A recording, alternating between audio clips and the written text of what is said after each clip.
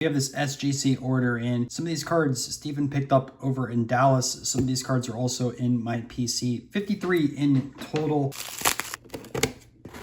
So I want to take these out of here, let you guys know two things. Number one, we're about to be a SGC submitter. And also, we're going to have Peter from SGC on the channel this Thursday at 6:30 Eastern. So it's going to be a live stream of the personal collection. I'm sure to be there. All right, so let's start off with this stack over here. So the first card is 1993 Masters Pearl Jam. So let me tell you a little bit about the backstory in this card. This is a 1.5, and although it looks really, really good on camera and from far away, this card has multiple creases throughout it. The stock on these are actually quite thin. It's kind of like a Propaganda's Montiel, but then also you have like the black border of a 1971 Topps. Now, this is the first Pearl Jam band card to my knowledge.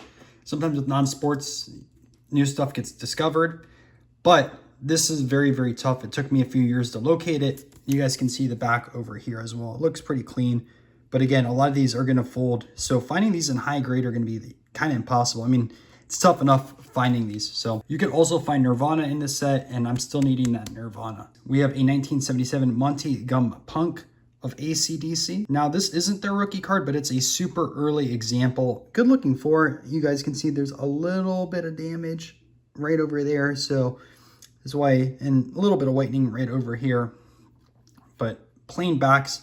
I feel like if this set didn't have the plain backs, it'd be a little bit more popular, but regardless, it is still a really, really cool card and early one of the band. I have not seen AC/DC live yet or Pearl Jam, but I have seen Vedder in Las Vegas. That was a really fun concert. So I know Pearl Jam is touring soon. AC/DC rumored, so hopefully we get to see both of these maybe this year. This is an 1899 Ogdens of Victor Trumper. He also was fundamental in building out rugby in Australia, but one of the best early cricketers out there. And this set are white Ogdens. They're very, very tough to find. There's actually some golfers in there too that I want to get, Hilton and also Varden. But there's quite a few other cricketers in here too. I want to get the Ranji and also Fry. Monty Noble, I think, is also in that set. So there's a few that I still need to be able to grab. You really don't find a lot in high grade. I think 5 is the highest, but I know collectors that have really, really nice examples in their PC. I mean, the fact that you're getting 1800s card in a 5 grade. I know the camera doesn't do it justice, but this card is a beauty. Next one up. So I sent in 2 1900 Copes. You can see this one got a 5. There's pictures in here that aren't associated with a specific player, and there's also players, but I got a 2-card lot. I overpaid a little bit, but I thought these looked pretty nice. Now I already know the grade on this one. I was really hoping it would get a 4 or a 5, but it got a 3, and you guys can see it's sharp. The reasoning though on this one, and this one was 50-50, you guys can see the bottom edge right over there. It's like a little bit of paper loss, but like the eye appeal on this one, the colors are super, super vibrant. I actually have the Tom Morris also in the set in a 3, so they pair nicely together. There is a variation of a narrow cut, which are pretty rare. And if I ever pick one up, I'll show you guys the differences side by side. Probably less than like 75 or 100 of each of these. And it's one of the first, I wouldn't say first, it is the first mainstream golf set. There's some golfers in 1899 Ogden, and there might be some other stuff out there a little bit earlier. Next, we have a 1912 Conan Wheaton of Jack Johnson. He actually has 2 in the set. I got both of these graded. I looked out and found a lot online, and both the Jack Johnsons were in there. And you guys can see this is why it's a 2. Staining and also black border, so these are pretty tough. I expected a 2 on it. Like, I would put it kind of a range of like a 1.5 to 2. This one I kind of thought was going to get a 2.5, stretched for a 3, but it got the 3, so I'm kind of happy on that. This is the more valuable one. It is the portrait too. You guys can see over here. It is cleaner. There's that one small stain on the back, so that's why I thought that was going to happen on that one. But side by side, and also there is a variation on these that there is a greenback to my knowledge versus the black over here. So those are actually quite scarce. Saw one posted on Facebook or Instagram by another boxing collector. As you guys can tell, what stuff sent in is part of my PC and whatnot. So up next, you have these 1927 Charles Lindbergh cards. So we have one of him flying, and then we have 2 of the other ones right over here where it's close-ups. And both these close-ups ended up getting a 5. This got a 5 because of that right over there, although it was a clean card. And we have this one over here that got a 5. Thought this one was cleaner, but has a few issues probably. Also one of those 5s, most likely. But I wanted to have a nice copy in the PC, so I'll probably keep that 7. This is a Ben Franklin 1887 Lone Jack cigarettes. So I'm actually building this set. Every one of mine so far is in the SGC slabs. These really stand out quite a bit. This is actually the second best card in the set. Thomas Edison is the best. I have that in a 1. This one, really clean. Has a little bit of a printing issue down over there. Pictures don't do these justice. I'm telling you though, if you see these in person, they're stunning. It's very similar like the Goodwin Champs where the picture quality is top notch, and these just don't really sell. Somehow I got Edison and Franklin in the same exact week. Or I wouldn't say same exact week, like 2 weeks apart from each other. And those were both cards I was searching for years. So something really cool. A W590 of Jack Johnson. This is actually one of his tougher cards. I think there was like 5 or 6 of these graded currently. There's probably a few others that exist.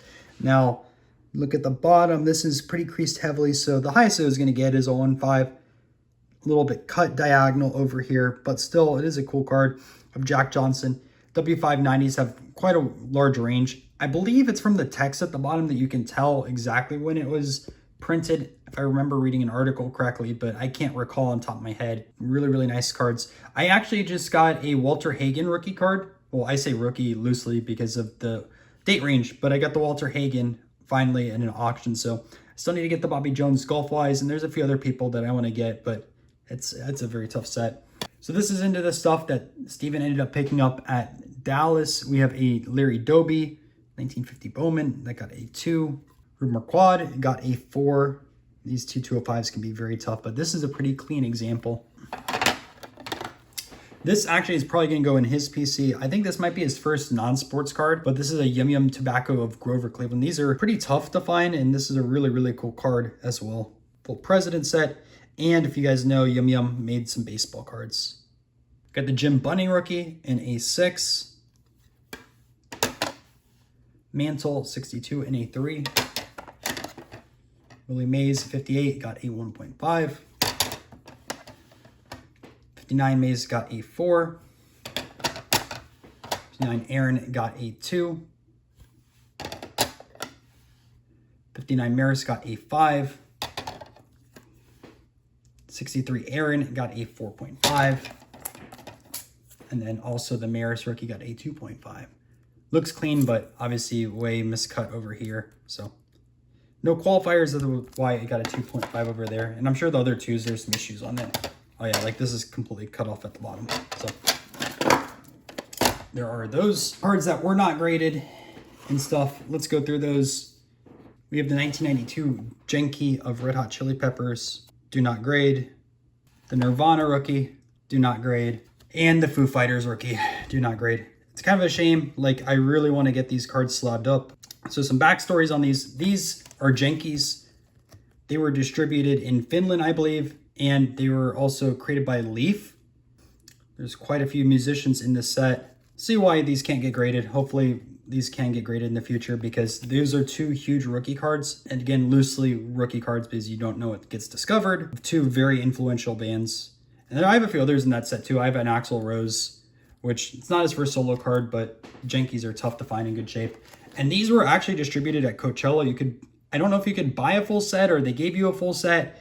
Foo Fighter rookie card is in there. This would probably be, I don't know, like a 4 or 5, maybe higher. There's that over there. But everyone on here has cards, like the headliners. So the Strokes have a rookie card in there as well. Queens of the Stone Age. So some really cool stuff, at least on the rock side of things. And this one took me a while to find as well. This one, I'll tell my Nirvana story one day once I get this slabbed up. I think it would look really good in a case, but one day. 1967, Who Am I? Babe Ruth. I think this was the one that I picked up in North Carolina.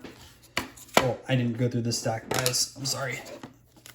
Before I go through that, Warren Spahn, 5, Clemente, 3, Mantle, in a 2, Mays, in a 4. 1960 Banks got a 3. Spawn 59, 5. K-Line 3. Ford 4. Rizzuto 2.5.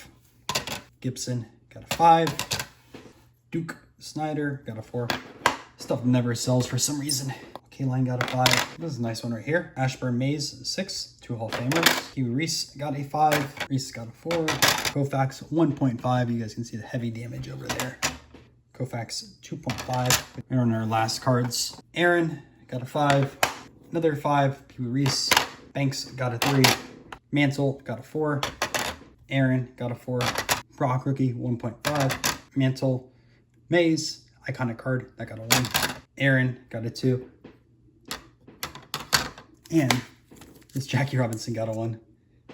Figured this one is probably easier to sell once it's slapped up. But that is quite a lot of paper loss. Fun card to end it off on. So, not bad grades overall.